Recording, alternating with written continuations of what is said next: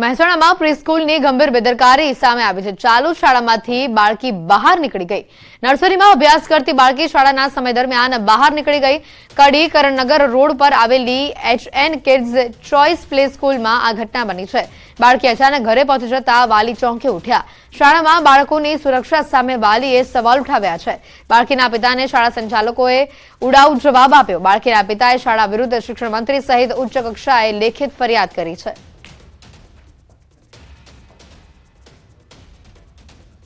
6 તારીખના રોજ મારી બેબી અચાનક ઘરે પહોંચી લગભગ 11:15ના ગાડામાં ઘરે પહોંચી। એનો છૂટવાનો ટાઈમ 11:15નો છે। તો મારી વાઈફનો ફોન આવ્યો કે આ કોની સાથે ને કેવી રીતના ઘરે પહોંચી।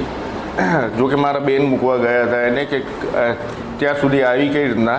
તો મેં સ્કૂલમાં જઈને તપાસ કરી તો મને એવું જાણવામાં આવ્યું કે એ સ્કૂલમાં જ છે કે તમે એમને પોણાબારે લેવા આવજો। મેં કીધું ના, મારે લઈ જવી છે। તો સ્કૂલમાં એમને તપાસ કરી, સ્કૂલમાં એ મળી નહીં। તો મેં એમને હકીકત જાણ કરી કે મારી બેબી ઘરે પહોંચી છે, તમે ધ્યાન શું રાખો છો। અને સ્કૂલથી મારા ઘરનું અંતર લગભગ 600 મીટર છે। 600 મીટરમાં કંઈ અણબનાવ કે ખોટો બનાવ બન્યો હોત તો એની જવાબદારી કોની?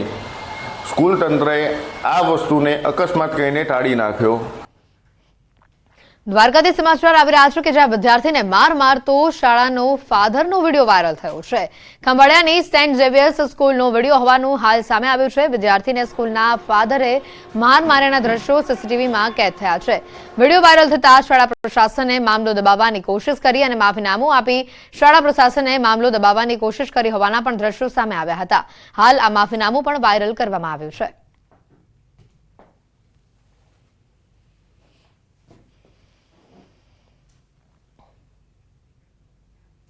તો સુરતમાં તથ્યવાડી થતા રહી ગઈ હોય તેવો કિસ્સો સામે આવ્યો છે। બેકાબુ કાર ચાલકે બાઇક સવારને અડફેટે લીધા। બંને નબીરાઓને હાલ પોલીસે ઝડપી લીધા છે। અકસ્માતમાં બાઇક સવાર દંપતીને ગંભીર ઇજાઓ પહોંચી છે। મિત્રની કાર લઈ નીકળેલા બે મિત્રોએ પૂરપાટ ઝડપે ગાડી હંકારી દંપતીને અડફેટે લીધું હતું। અકસ્માત બાદ કામરેજ પોલીસ હરકતમાં આવી છે।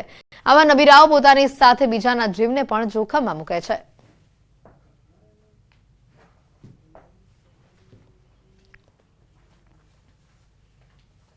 ગફલતભરી રીતે પોતાની ગાડી ચલાવી આગળ બાઇક ચાલક રમેશભાઈ પૂનાભાઈ સોંડાગર અને એમની સાથે તેમના ધર્મપત્ની હંસાબેન રમેશભાઈ સોંડાગર જઈ રહ્યા હતા।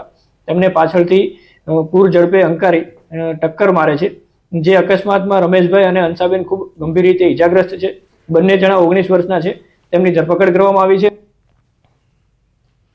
સુરતમાં હીલા દલાલ સાથે સ્નેચિંગનો પ્રયાસ કરવામાં આવ્યો હતો। મૈધરપુરામાં મોપેડ પર જઈ રહેલા દંપતી પાસેથી સ્નેચરે પર્સ ખેંચવાનો પ્રયાસ કર્યો હતો। ચાલુ વાહને એકાએક પર્સ ખેંચાતા દંપતી રોડ પર પટકાતા મહિલાને ઈજાઓ થઈ હતી। સ્નેચિંગ કરી ભાગવા જતો યુવક પણ રોડ પર પટકાતા લોકોએ તેને ઝડપી પાડવાના પ્રયત્નો પણ કર્યા હતા। અનેક પ્રયત્નો બાદ સ્નેચર યુવક ત્યાંથી ફરાર થયો હતો। ચાલુ વાહને કરાયેલી સ્નેચિંગની આ સમગ્ર ઘટના સીસીટીવીમાં કેદ થઈ છે। પોલીસ તપાસમાં સ્નેચિંગ કરવા આવેલા યુવકનું મોપેડ પણ ચોરીનું હોવાનું સામે આવ્યું છે।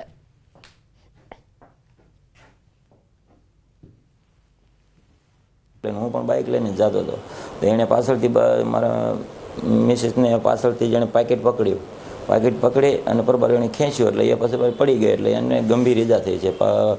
ગોઠણે 3 ફ્રેક્ચર થઈ ગયા છે। ફરિયાદના આધારે જે રજિસ્ટ્રેશન નંબર છે એની ખરાઈ કરતાં આ રજિસ્ટ્રેશન નંબર ખોટો હોવાનું સાબિત થયેલું હતું અને એ આધારે જે કલમ એડ થાય છે એ મુજબની કલમનો ઉમેરો કરવામાં આવેલો છે અને આરોપીને શોધી કાઢવા માટે અને આ બાબતે સર્વેલન્સની ટીમ પ્રયત્નશીલ છે। સુરતના પાંડેસરામાં ખાનગી સિક્યુરિટી એજન્સીના સુપરવાઇઝર પર ફાયરિંગના પ્રયાસનો મામલો સામે આવ્યો છે। બુકાનીધારીઓએ ઘાતક હથિયારો વડે હુમલો કરી ફાયરિંગ કરવાનો પ્રયાસ કર્યો।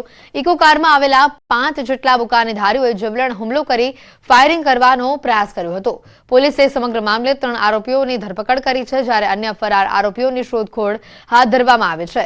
આરોપીઓ ઇજાગ્રસ્ત વચ્ચે ચાલી આવેલી જૂની અદાવતમાં હુમલો કરાયો હોવાનું તપાસમાં સામે આવ્યું છે।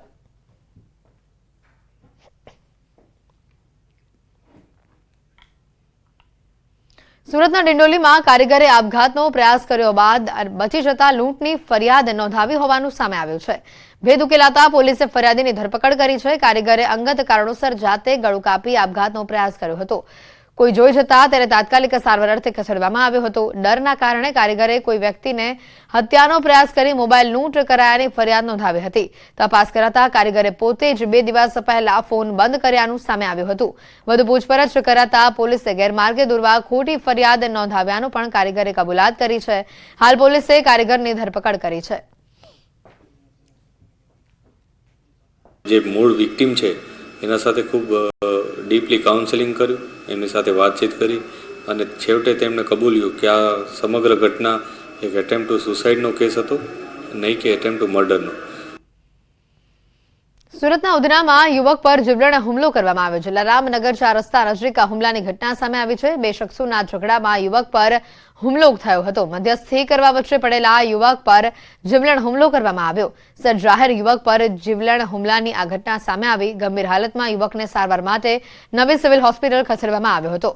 યુવકની હાલત અતિ ગંભીર હોવાનું સામે આવ્યું. હુમલાખોરો દ્વારા નજીકમાં ચાદરનો ધંધો કરતા યુવકના ટેમ્પોમાં પણ તોડફોડ કરવામાં આવી હતી.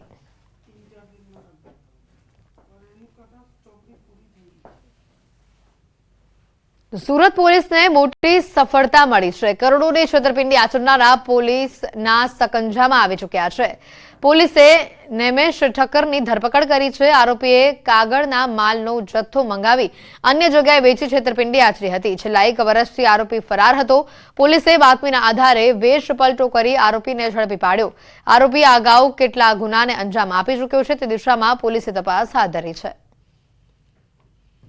આ આરોપી પાછલા 1 વર્ષથી નાસ્તા ફરતા હતા અને આશરે રકમ 1 કરોડ 4 લાખની છેતરપિંડી કરેલ હતી. પોલીસે બાતમીદારો દ્વારા બાતમી મેળવી તેમને પુણે જઈ સ્વિગીની ડિલિવરી બોય બની અને એમની ખરાઈ હોવાની ખાતરી કરી પકડી પાડેલ છે.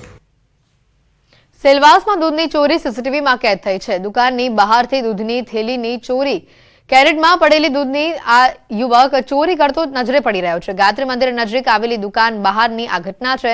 વહેલી સવારે બાઇક પર 2 યુવકો દૂધની ચોરી કરવા પહોંચ્યા હતા. સેલવાસમાં દુકાનની બહારથી દૂધની થેલીઓની ચોરીની ઘટનાઓ વધી રહી છે, જેમાં વધુ એક ઘટના પ્રકાશમાં આવે છે. દુકાન બહારથી દૂધની ચોરીના લાઈવ દ્રશ્યો સીસીટીવી કેમેરામાં કેદ થઈ ગયા હતા.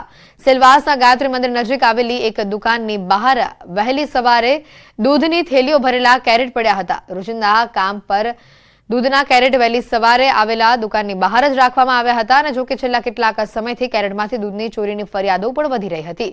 દુકાનની બહાર મૂકેલા કેરેટોમાંથી દૂધની ચોરી અંગે હાલ તપાસ કરાતા સીસીટીવી ફૂટેજ તપાસવામાં આવ્યા અને જેમાં દૂધ ચોરીની સમગ્ર ઘટના કેદ થઈ હોવાનું પણ સામે આવ્યું છે.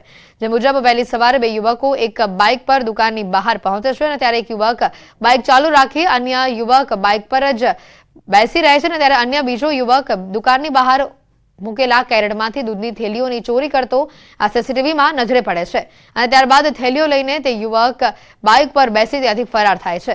અગાઉ પણ વાપી અને સિલવાસમાં પણ દુકાનોની બહાર વહેલી સવારે મૂકેલા કેરેટમાંથી થેલીઓની ચોરી થતો હોવાનો બનાવો સામે આવી ચૂક્યા છે. ત્યારે દૂધ ચોરીની વધુ એક આ પુરાવો સામે આવતા વધુ તપાસ આ મુદ્દે કરવામાં આવી રહી છે.